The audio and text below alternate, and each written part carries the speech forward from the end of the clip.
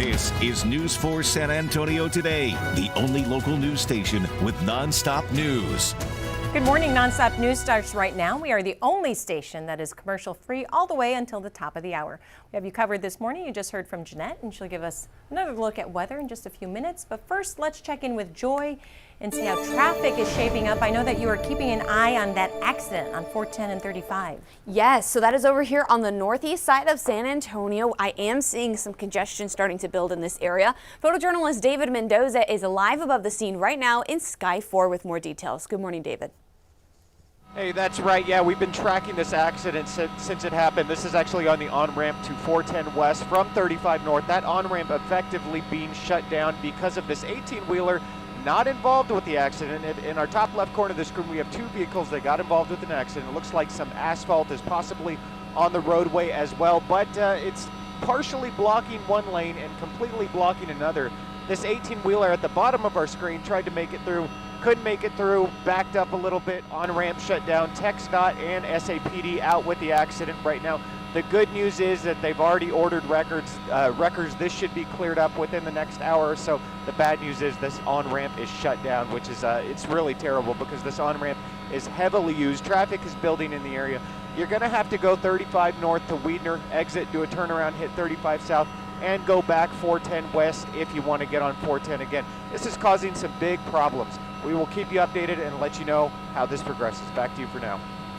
All right, David, thank you. We'll continue to check in on that for you. We're also following some construction closures in the downtown area, the upper level of I-35 northbound from I-10 to Brooklyn. Rest of San Antonio is quiet. We'll let you know if that changes with your on-time traffic. All right, Joy, thank you. A San Antonio tradition is serving up breakfast in the community this morning. The Cowboy Breakfast kicking off the start of rodeo season with free tacos, coffee, and live music. Let's check in with News 4's Ethan Trejo, who is live there right now. Ethan, what have you got to show us this time? Well, really, I don't want to show you anything. I just want you guys just to hear how good the vibes are here with the music. I'm jamming out here a little bit. I don't know if you saw that right there at the top. Practicing my two-step a little bit here at Cowboy Breakfast. I'm not much of a two-stepper, but I do like to dance, so I do my best. You can see the lines here for Cowboy Breakfast and the tacos still relatively large. There's still people lining up, trying to get their tacos, bean and cheese, chorizo and egg. There's the entrance right here. I will say the number seems to have cleared out just a little bit, not significantly, probably down to around that 200 number that was said a little bit earlier. But people are still out here enjoying their time. I think that the cold weather might be causing a couple people to leave a little bit earlier. They have a few space heaters out here trying to keep people warm as much as they can. And people definitely are staying significantly warm. But here at Cowboy Breakfast, everyone here is just ultimately having a great time. And everyone that I've spoken to says that they are excited for the rodeo season to kick off, and they're excited to have this be the kickoff that everyone is enjoying. So with that information said, we're going to send it back to you, Lisa. Ethan, before I let you go, remind us again who is cooking up the tacos and how many tacos are going to be served up today?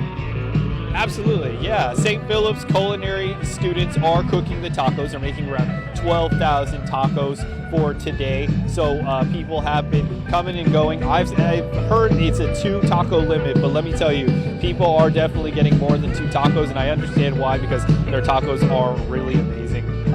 But they are making around 12,000 tacos for today. It's only until 10 o'clock, so you better come get them while you can. All right, thank you, Ethan. We'll let you go so you can keep vibing out to that music.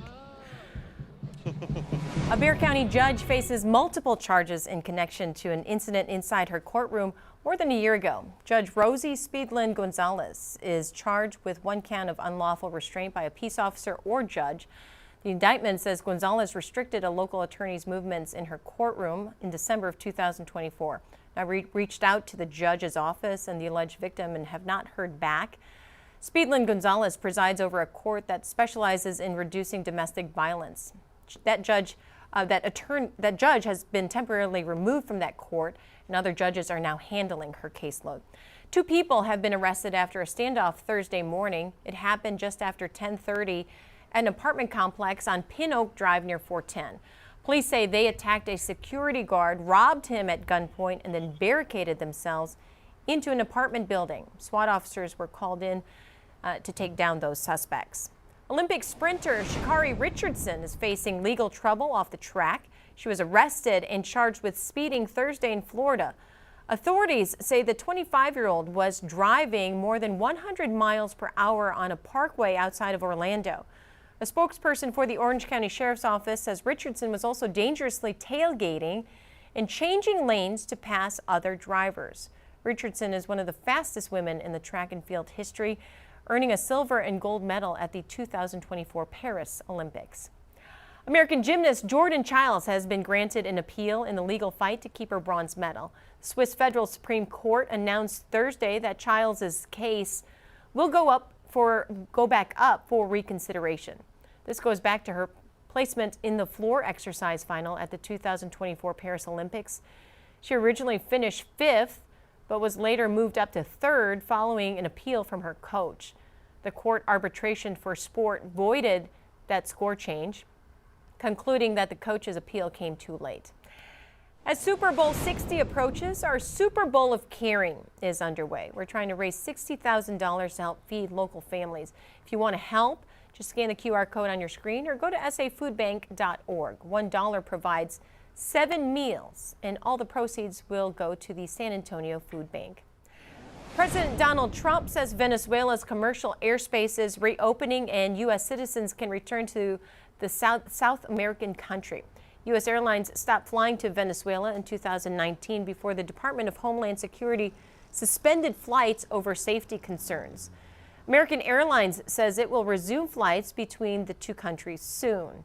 This is the latest sign relations are normalizing between the two countries after the U.S. ousted Venezuela's President Nicolas Maduro earlier this month. We are following a new accident involving driverless Waymo cars after a child in California was struck by one outside of a school. Dana Griffin has the latest from Santa Monica. An NTSB investigation underway into a Waymo vehicle hitting a child outside a Santa Monica, California elementary school. No one was behind the wheel. A neighbor's ring camera capturing a police SUV pulling up near the Waymo after the incident. Waymo says the child suddenly entered the roadway from behind a tall SUV directly in front of the vehicle's path, which was traveling at 17 miles per hour.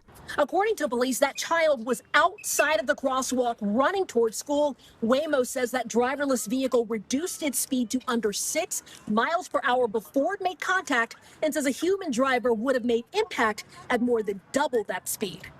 Police say no injuries were reported after the child was evaluated by firefighters. The National Highway Traffic Safety Administration also opening a separate investigation into whether the automated vehicle exercised appropriate caution given, among other things, its proximity to the elementary school during drop-off hours.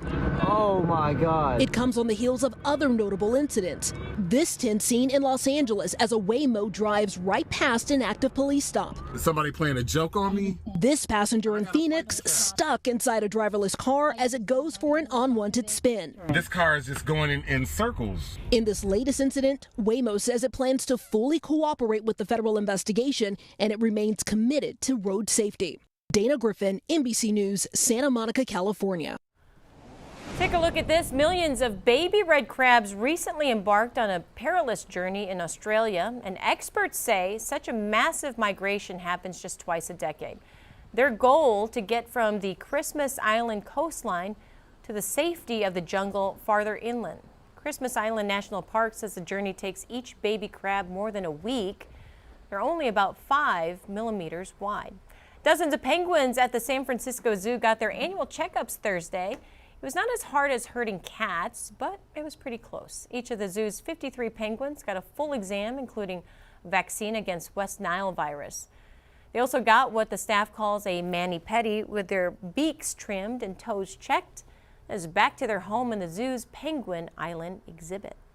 Now your certified most accurate 4-zone weather with meteorologist Jeannette. I had a roommate in college, and she loved penguins, and she had a big stuffed animal penguin that she slept with, and when you squeezed the tummy, it made a penguin sound.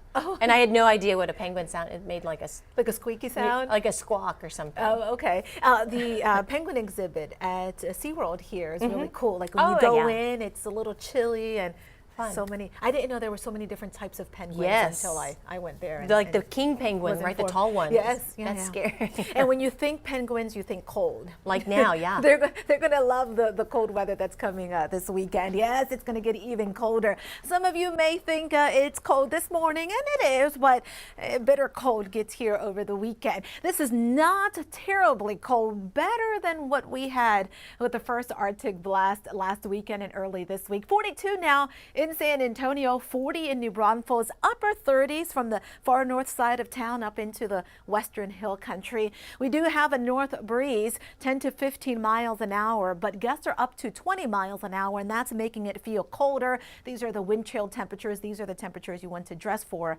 as you head out. Feels like it's 37, 32 in Bernie, 35 in New Braunfels. Here comes round 2 of an Arctic blast. That's going to continue to spread to the south and east. And if you follow this here, the worst of this, the core of this Arctic blast will be east of Texas. Yeah, we'll get a taste of it here, but again, it's going to be bitterly cold, dangerously cold across the eastern U.S. Wind chill temperatures in South Florida and Miami in the 20s Sunday morning, so they're going to get ready for a freeze.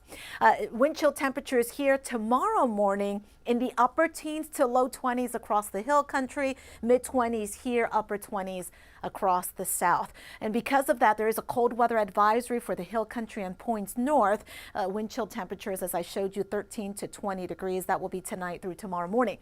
It will get even colder Saturday night into Sunday morning, but less wind.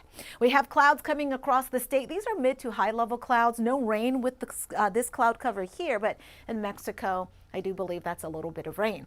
Clouds linger through at least midday, and then this afternoon we're going to see some sun. Clear skies tonight into tomorrow morning. That will allow temperatures to drop even more. Sunny skies for the weekend ahead. May start to see a few more clouds on Monday. Next Tuesday looks cloudy, and we could see another cold front coming in next Wednesday. Weekend weather forecast about 30 by 8 o'clock tomorrow, low 40s at noon, upper 40s in the afternoon, breezy tomorrow, 22 Sunday morning. Definitely bundle up before heading out to church, and then we recover in the afternoon, mid to upper 50s. About 56 to 58 today. After that cold snap this weekend, it's going to be much warmer next week, 60s and 70s. A little bit of rain possible Tuesday night into Wednesday morning, just a slight rain chance now. Here's the extended forecast for the other 3 zones. If you are heading out this weekend, just bundle up, dress in layers. If not, just hibernate and enjoy the warmth inside your homes. Here's the extended for the eastern zone. Have a great weekend. All right, let's check in again on that accident on the northeast side of San Antonio. It has shut down the connecting ramp between I-35 northbound and Loop 410 westbound. Here's a live look from TransGuide showing us we've still got some work to do to get this cleared out. Photojournalist David Mendoza was above this area not too long ago, and he was pointing out that we've got a couple of cars that were involved in the accident, and we've got an 18-wheeler that was trying to get past it, ended up kind of getting stuck in all the traffic, and that's making the issue a little bit worse. So that's our biggest slowdown that we're following right now. We are also, of course, keeping an eye out for everybody headed to the Cowboy breakfast this morning. Obviously crowded in this area, but there are no major delays or problems. There's free parking right now in lots 6 and 7. And photojournalist David Mendoza is there live right now from Sky 4. Good morning, David. Hey, good morning. Yeah, one last look at the Cowboy breakfast. Look, there's a lot of people here. There's free tacos. It looks like a good time. It's definitely a party. I will leave you with that. Come down to the Cowboy breakfast. Drive safe. Have a great Friday. Back to you. Happy Friday, David. Thanks. That's the latest. Love to see all the people out there. With millions of people battling extremely cold temperatures this past weekend, a Kentucky family opened their doors to an unusual guest. The family brought in a newborn calf was struggling in the cold. They said the calf had just been born hours earlier. Soon after it was brought inside, they found the animal snuggling next to their 2 young children. The calf was reunited with its mom the next morning and is said to be doing very well. Well, good. I'm assuming that's their calf from their farm. Their farm, yes. Oh my gosh, that picture. I can't. Aww. That's just too cute. Yeah. Stay warm out there, San Antonio.